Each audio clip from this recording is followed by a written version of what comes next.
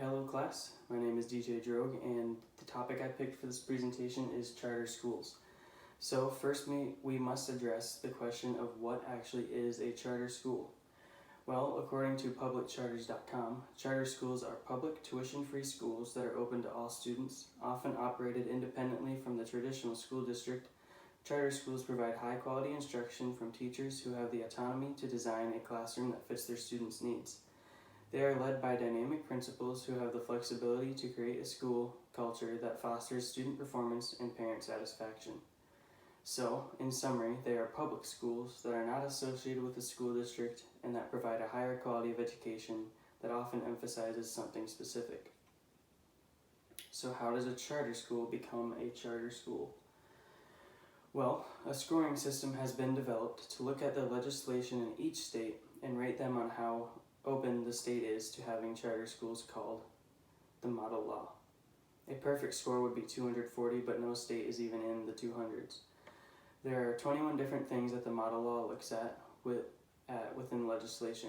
I'm not going to go through all 21 of those as that will take too much time.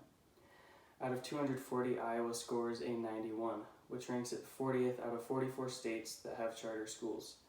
This is a good thing. The reason charter schools exist is because of bad public school systems in some states. According to my dad, Jeff Drogue, who has taught in Michigan, Iowa, and Washington, and is head of the Christian Schools International Accreditation Committee, Iowa has a great public school system, which means charter schools are not as needed. As I said earlier, there are only 44 states with charter school legislation, with Montana, North and South Dakota, Nebraska, West Virginia, and Vermont being the 6 states without charter schools. Now all schools must be accredited. This means they are legally allowed to teach. So how does a charter school get accredited? They have to meet the standards of the state and or district they are a part of, along with meeting the promises they have given to students, parents, and their charter. If they do not meet these, they will get shut down.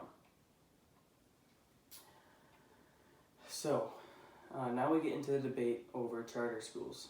First, we will look at the pros with charter schools.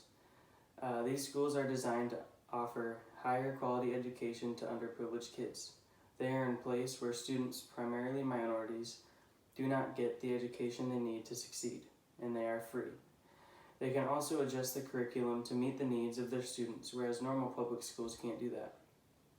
I put an asterisk next to the free because nothing is really free, and the cost for these schools ends up on the taxpayers like every other public school. So what is the issue with charter schools? There's controversy as to if they are creating a wider racial gap or not. Because charter schools are primarily in areas of the country with underprivileged kids who are minorities, some are making the claim that they are increasing the racial gap in the education system. However, the gap is probably not because of the schools, but because of residential segregation, as the normal public schools in those areas also have a racial gap in them. Another point of controversy is the system in which a student gets into a charter school. Because charter schools have to accept everyone and they have a high quality of education, a lot of people try to get into one. Because of this, there are often too many people that apply to get into the school. The school then has to resort to a lottery system to decide who gets admitted into the school. This is not always good because the lottery system seems like it's up to chance whether you get in, and oftentimes it is. So, what should our response be?